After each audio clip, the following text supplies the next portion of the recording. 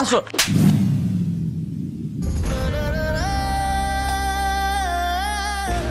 আপনি মানুষ না, আপনি অমানুষ।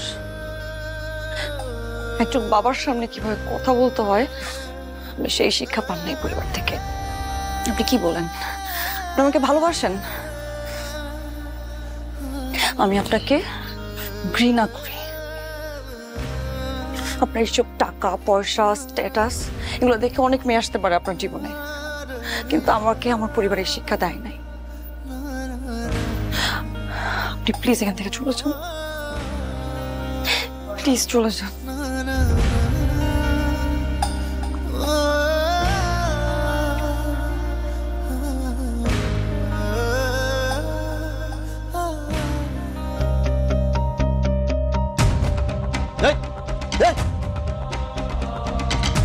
পরিবার অহংকার করছে